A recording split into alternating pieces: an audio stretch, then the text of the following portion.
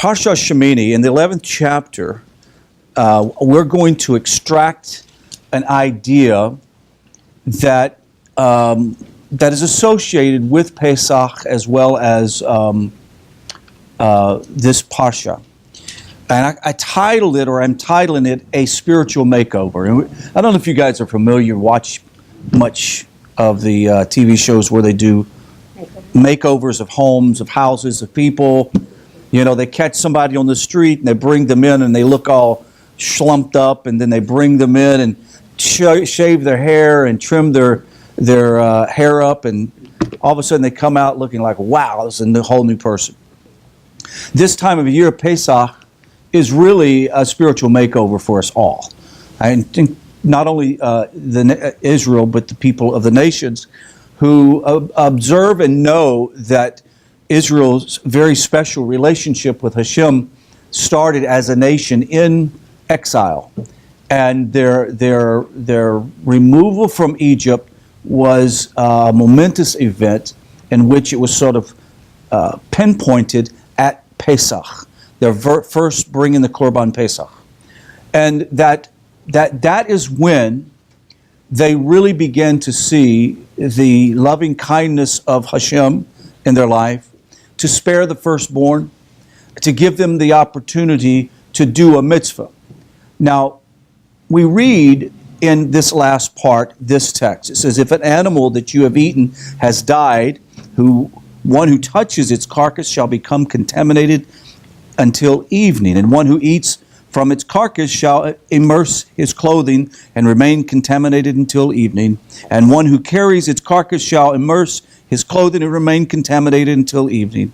Every teeming creature that teems upon the ground, it is an abomination, it shall not be eaten. Everything that creeps on its belly and everything that walks on four legs, up to those with numerous legs among all the teeming things that teem upon the earth, you may not eat them, for they are an abomination. Do not make your souls abominable by means of any teeming thing. Do not contaminate yourself through them, lest you become contaminated through them. Verse 44, it says this, for I am Hashem your God. You shall sanctify yourself, and you shall be holy, for I am holy, and you shall not contaminate your souls with any teeming thing that creeps on the earth. For I am Hashem who elevates you from the land of Egypt to be God to you, and you shall be holy, for I am holy. Kind of mark that part of the verse and keep it in mind. This is the law of the animal, the bird, every living creature, and swarms in the water, and for every creature that teems on the ground, to distinguish them, and this is an important phrase here, to distinguish them, the contaminated and the pure, between the creature that may be eaten and the creature that may not be eaten. Now, right off the bat, I'm sure that you're asking, what in the world does this have to do with Pesach? How are you going to tie in this thing about spiritual makeover? What is the whole point? In Shemot 20, verse 2, it also says, I am Hashem, your God, who took you out of the land of Egypt. And in this parasha, it appears that besides the actual Exodus, there's yet another aspect to the delivery of Israel out of Egypt. He says, for I am Hashem who brought you up from the land of Egypt, and you shall be holy. Just in that statement alone, we get a hint to what holiness is, or what the process of holiness is. What is the hint to the process of holiness? He brought them up, or he took them out. He separated them out from where? Egypt. He took them out of the place that was a restrictive place in their life. So we can understand the first key ingredient and element to a spiritual makeover and true holiness is separation, is to be separate from the rest of the world. Now, we're going to continue to see this sort of play out, but it's proven in the text, and this is what's so incredible. We started reading where it says, if an animal that you have, every teeming creature that is upon the earth is an abomination, and it shall not be eaten. It says that Israel in the land of Egypt could not be taken out of Egypt because they had not been able to express themselves in mitzvah. But one thing that they did do is they distinguished between what was clean and unclean. They distinguished. They didn't eat teeming things on the ground. They didn't eat bugs and snakes. I love to watch cooking shows, and it's one of my favorite. I'm like a foodie, right? We're all foodie people. We're like, not only like eating, I like cooking it. And they were showing these Taiwanese farmers that would go like, I don't know what you call noodling for snakes, and they would pull them out and put them live in a pan and fry them. And they're wiggling around in the pan, and when they get finished, they got this meat cleaver, and they're cutting it into pieces and dicing it up, and it's the most disgusting thing I've ever saw. But the Israelites, they didn't partake in that. They had not done a lot of mitzvah, but that was one thing, is that was what was redeemable about them, because somewhere in their psyche, passed down from Abraham Avinu, they knew how to distinguish what is right from wrong, good from bad, clean from unclean. They just knew that. There's something inside of them knew that. There's always this huge debate amongst those of us who have been on this journey out from the nations to Torah Judaism, of reading the term, be holy for I am holy, and think, I'm so far away from being anything like that. We have to understand that there are degrees of holiness, and that we all are not expected to be on the same level of holiness. Now, why do I say that? Is because it's very clear in the text that the holiness that the High Kohen Gadol, the high priest, had to have was nowhere near the holiness of the people. He had to go through all of these intricate steps just to offer an offering for he and his family and for the temple before he can do anything for the nation. He was such at a high elevation. The people, on the other hand, as a matter of fact, very well known in Israel culture, there was a class, or there was a division, or not a division, a classification of two groups of Israelites. Distinctions, very good. Two distinctions. One, those people who are observant, and those who were less observant. And, you know, sometimes, I think in this country mainly, we get into, oh, you're Orthodox, or you're Reform, or you're conservative, or you're Karaite, and you're not like, you know, you're at some different other category, not as good as maybe the Orthodox or whatever. But we have to remember that even in the time of Israel's exodus from Egypt, they were not all at the same level. They were not at the same level. All of them, for the first time, were able to do Brit Milah, circumcision. All of them, for the first time, were able to do, as a nation, the Korban Pesach, bring the Pesach offering. Each family had that opportunity. This was the first time that they had been able to raise themselves up from just the simple level of distinguishing to now being able to take it into their hands. David HaMelech says this, that your Torah is in my hands. Why did he say your Torah is in my heart? Your Torah is in my mind. Why would you think? What does the hands represent? Action. So that means that our spiritual makeover has to be a part, our redemption that takes place and the spiritual makeover that takes place also has to affect our actions. It's not just a mental assent to say I know or can distinguish between what's right and wrong and good and bad, but I actually separate those things out, and I actually separate myself out from what the rest of the world deems as kosher. We realize, no, it's treif. It's not good. It's not good for us. Now, on the issue of a spiritual makeover, Rashi says in Shemot 12:6, next chapter, tells us when Hashem came to redeem Bnei Israel, they were devoid of the mitzvot, as I said.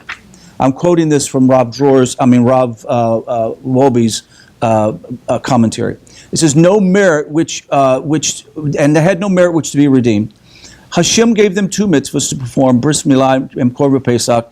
If they were to be delivered out of Egypt, merely entailed leaving the land of their bondage, they would have had not to prepare themselves. If the exodus from Egypt was about leaving the land, they wouldn't have to bring an offering. They wouldn't have to do the Brit Milah. So why was the offering, the Brit Milah, so important? To give them the opportunity to have the Torah in their hand, put action to their life. It's not just about being separated. Now, was every Israelite in Egypt, had every Israelite in Egypt merited redemption? Okay, so why would you think, okay, we know that there were some people that were like Arab. They totally got into the whole Egyptian culture thing. Yeah, they had some distinguishing between right and wrong. There were others through the Levy, the priesthood. They had maintained this high level of holiness and purity before Hashem. They were doing their part. So we have to understand that there is a difference between individual responsibility of holiness and what the corporate responsibility of holiness. There is a difference. Hashem judges the whole nation at one time. And it's the whole nation that gets judged, as we've said on other times, on a sort of sliding scale.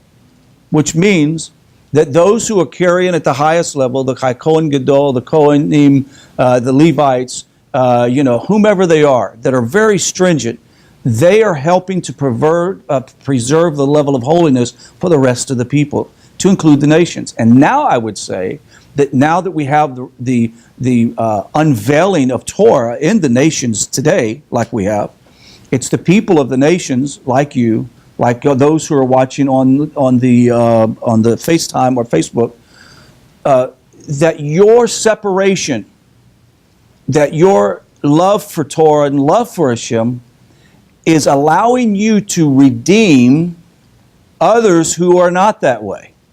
They're good people, don't get me wrong. They're good people. They give charity to the poor. They don't cheat on their spouses. They distinguish between what is good and bad and right and wrong. They just do it out of a natural inclination. But your love for Torah and your love for modesty and your love for holiness helps to redeem those people that are in the nations. It is that corporate holiness that takes place. We cannot forget that the idea of redemption is not just being pulled out of Egypt. Now let me just say this. If you think that redemption is just purely the fact that Mashiach is coming, you're wrong. Do you understand? Why? Something still has to change. Right? We still have to merit Mashiach. Not every soul in the world will merit Mashiach. I'm telling you right now. If you think of this puritanical sort of Christian idea that all of a sudden everybody in the world's going to quote unquote get saved, and then Mashiach comes, you're absolutely wrong. However, if people in the nations, and including the Jewish people, do all that they can with what level that they have to achieve a spiritual makeover, then maybe we will merit redemption, and redemption soon.